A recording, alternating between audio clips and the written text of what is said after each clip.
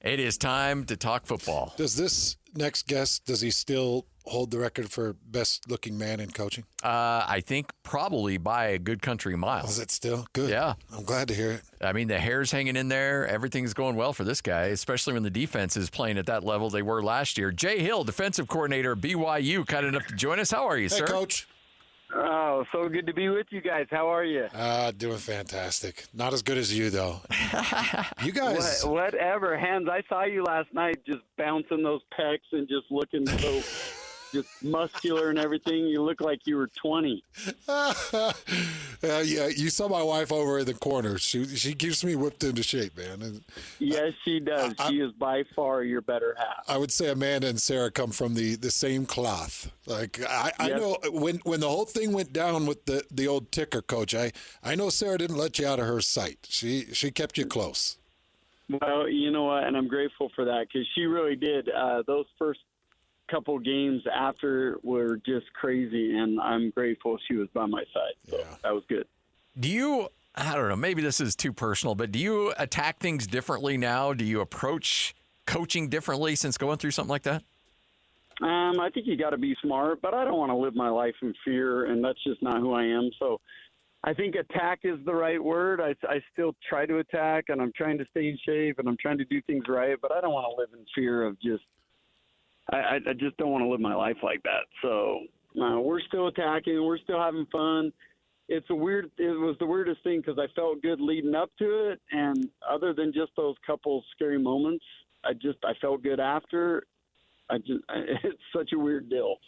So, Jay, if I were to put some truth serum in you, and I mean just in a very clear moment of truth, could you tell me honestly that you saw Isaiah Glasker and Jack Kelly doing what they did, which is just own the nation defensively last year? I mean, two of the best linebacker performances I've seen from the state of Utah in a given year.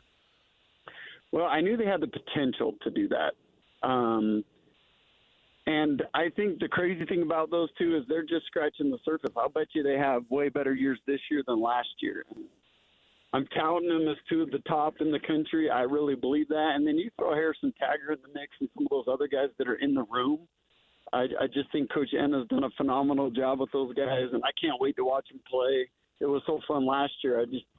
I think it's going to be even way better this year. I was watching the game against Houston, and that quarterback who came in, who was just an athletic freak, came around the edge, and to see Jack Kelly look like he got shot out of a gun, just tackle him and chase him down for little or no gain. I know Hans is really busy in the middle of the broadcast. I still texted Hans in the middle of the broadcast. I'm like, what was that? And I think that just showed you the athleticism that he brought to the table. And after that, he was one of the biggest stories of the year for you guys. Yep. Well, just his burst is different, and all the NFL scouts say the same thing. Like, he just bursts different than the other guys. He had one in the SMU game against Jennings, who everyone said, he's one of the most athletic quarterbacks in the that's country. what I was. Did I say Houston? I meant SMU. That's the game But I was he talking had about. one Yeah. So he had one in the Houston game the exact same way. Both games that were like, whoa, against super athletic quarterbacks that had made other people look dumb, and it was impressive what he did. What are Jack Kelly and Glasker like away from the football field? What kind of guys are they? Oh, you would love them. They're fun. They're great teammates. They're confident, but not cocky to the point where people don't want to be around them. They believe in themselves, and they carry themselves with that extreme confidence you have to be great. But they're fun too, and you can laugh and joke with them. And that's one thing I'm grateful for with Kalani is that the guys love playing for him, and he keeps it fun. He keeps it exciting, and their personalities are able to come out. I just think that's such a critical part with those two guys is you see their personalities regularly. You've been doing this for a minute. Last year, going into last season, you probably had to take a different approach from a psychological standpoint in getting their confidence up. Now, after the year they had last year on the defensive side, Do you come with maybe a more critical approach to try to, keep them in line and not let those heads get too big? Well, I don't like changing that too much. I try to be who I am always, and if they need their butts kicked, then I'm not scared to do it. And if they need to be praised, then we praise them. It's a fine line to keep them super confident and believing, but not to the point where they start believing they've arrived. And so, anyway, bottom line, I don't think I changed too much. I think we're in a similar format all the time. So I think one storyline that's been really interesting, especially right after the season ended, was how hot your phone must have been for a period of time, the level of defense and discipline. And obviously your experience as a head coach, that phone line had to have been really hot. I'm curious, Coach, what were the main 2, 3, 4 things that made you hang up and say, I'm good where I'm at? Well, I like the BYU program, what it represents, first and foremost. I think that was a strong pull for me to stick around. Working for Coach Kalani is it's as good as it could be. I like the other assistant coaches we have. I just love our defensive staff and how we work together and who they are, and I know we can continue to be super successful with those guys, so that was a critical part. I love the offensive staff right now. I think Coach Roderick and Coach Fessy do a great job at just leading that group. It all came into it. The players, I knew Jack Kelly and Glasker, and those guys were coming back. So I think we got pieces to be really good next year. I think the future of BYU is really, really bright. And so all those things combined, I like the situation we're in, and I just think we're heading down really good years in the future for BYU football. Hans, let's be honest, he didn't want to deal with obnoxious play-by-play guys that may be at other universities. Let's be... No. So those were some of the strengths of other places. I don't know. No, I just it wasn't the right time, and you guys know I'm not just in it to bounce all over, and never have been. Family always is the number one consideration and thing that I take seriously. So that and everything else coupled with such an unbelievable spot we're in, I think that's the best way to answer that. Well, I had an opportunity to get out to some spring practices, quite a few of them, and get my eyes on just a couple of different players. And I got to just really paint this clear for BYU fans. A D tackle like Keanu Tanavasa just doesn't come around a lot. And his style of play, but also his personality. And I got to imagine, Coach, that Keanu Tanavasa, not only is he coming in and playing some good football for you, but he's a culture guy, is he not? Oh, phenomenal leader, phenomenal person. Just I can't say enough about him and what I love coaching him. That's the other thing is people talk about like coach killers and then they're hard to coach and they cost you your jobs and all that. He's the exact flip of that. Like if you paint the picture of a guy you most want to coach, it's him. He loves the game. He gives you everything he's got. He's a great leader. You can trust him on and off the field. There's just so many things he gives that he's exactly what you want to coach. The dumb question of the interviews here, how do you try to replace a guy like Jacob Robinson and what he meant to this team? And I got to imagine those aren't easy shoes to fill. No, because he's one of those guys I trusted. Like if he was supposed to be in the deep third, he was in the deep third. If I needed him to make a tackle on the flat, he was going to be there. If you watched him play in that game against Colorado, the bigger the game and the better the player he was playing against, the better he played. And so you match him up with Travis Hunter, and he looks like an absolute stud. And you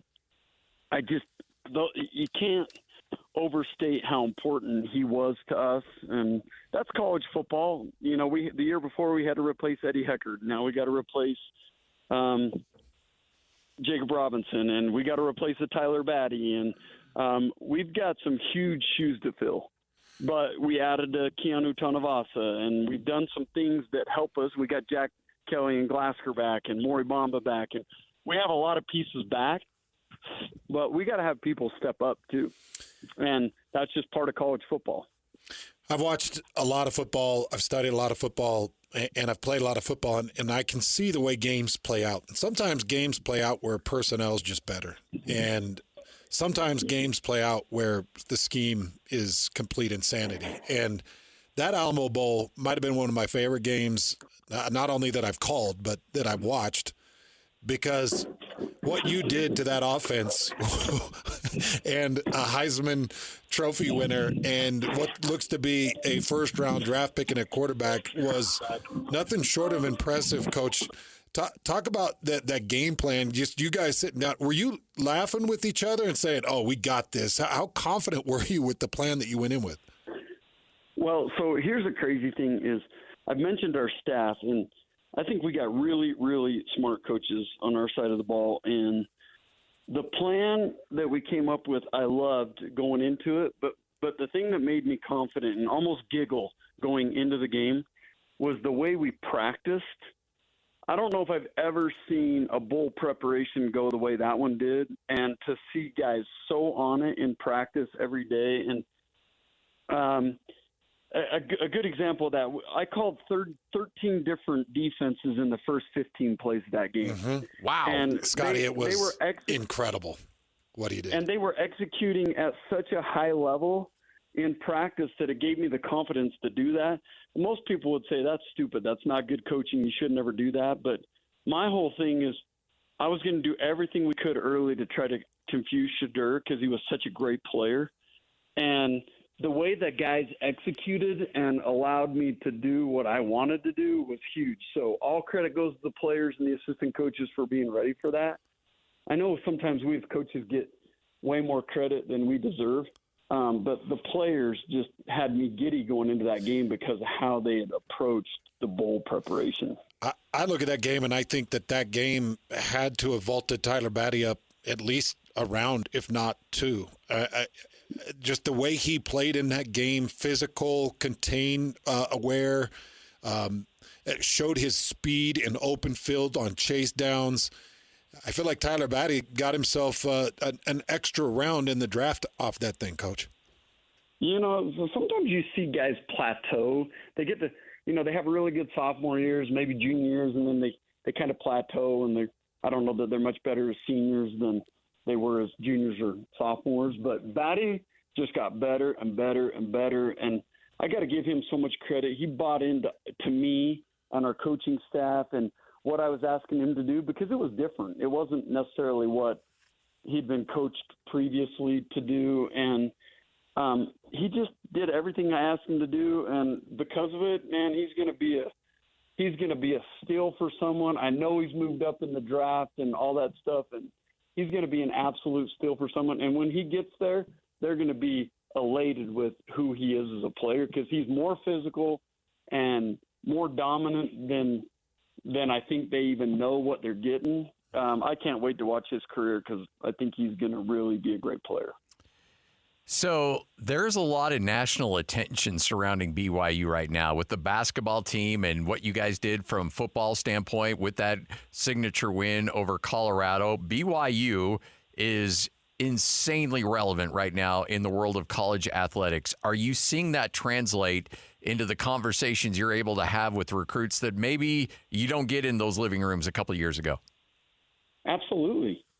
Yeah, I mean, we have a fan base where every game we go to is like we have a huge crowd, even on the road. And when we're at home, we have some of the best atmospheres in college basketball and football that there are. And when the recruits come to those games and see it, they want to be part of it. And the Big 12 has made such a difference in BYU recruiting and what we're all about.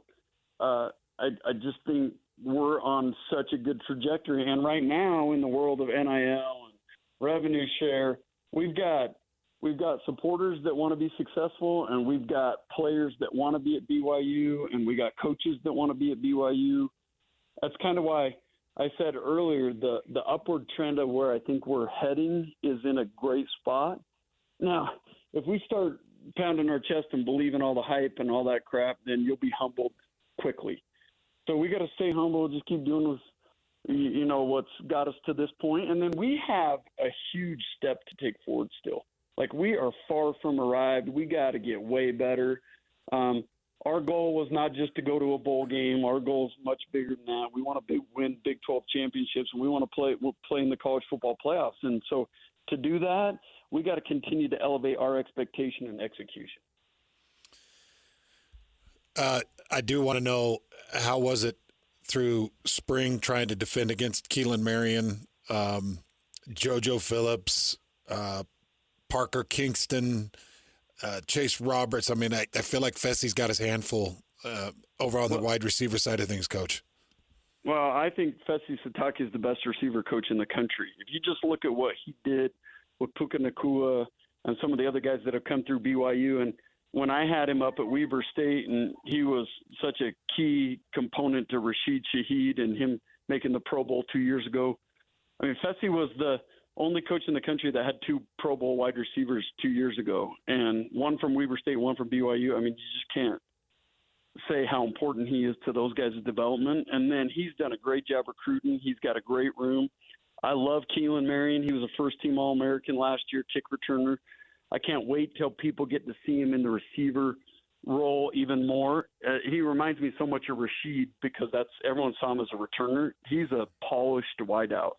And then JoJo Phillips, Chase Roberts, obviously is one of the best in the country, in my opinion. All he does is get open and catch balls. Mm-hmm. So I can't wait to see those guys in person in the fall when they're all together. We didn't have them all together very often this spring, but when we do, I think that's a very elite group. And like I say, Fesi does a great job with that group, and A-Rod getting those guys the ball. So I'm a little curious, and one of the reasons I ask you this is because you've been so transparent throughout the years, either at Utah or at Weber and now at BYU about the recruiting process. How often do you have an interaction with a kid and the money's the first thing that comes up? And is that a red flag for you? Like, how do you walk this line because it's a real thing, and kids should be able to make a little bit of money off their name and should be able to be taking advantage of some of these opportunities, but you don't want it to be the be-all of all existence. How, as a recruiter, do you address that with kids? Well, so we understand that money is part of it, and we want these players compensated. So I think that's what everyone's got to understand is we as coaches want the players taken care of. We want them compensated. What I don't want every conversation to end with or start with money. There's more important things to me than just money. I want to see these guys educated to the point that when they have money, they know what to do with it, and they're going to have money for a long time. I want to see them do good with their money. And I just think there's so much more to what we can offer, especially at BYU, than just money. It's about the culture. It's about what you're learning on how to be successful in life. It's about the education you're going to get. It's about the teammates you're going to play with. And if it's only about money, I don't want those guys. Because most of the time when it's just about that, those guys don't get to the NFL. The ones that get to the NFL and play at a high level do it because they love the game and they love the competition and they love their teammates. And there's some outliers on both sides of what I'm talking about, but I just don't want to coach guys that all they care about is the money. And quite frankly, here's something to all recruits. I don't want my first contact with the recruit to be through his agent. Like, that's not what I'm in this for. I'm in here to build relationships, to build young men, to make them better than when we first got them. And if they make a lot of money in the process, heck yeah, that's what we want for them. Love it. Coach, appreciate your time. Always good catching up with you. And congratulations on the season last year. And I know it's all about what have you done for me lately, so keep it rolling this year. Should be a lot of fun. You guys are awesome as always. Thank you. Thanks, Coach. There he is, one of the best dudes on the planet, Jay Hill, defensive coordinator at BYU.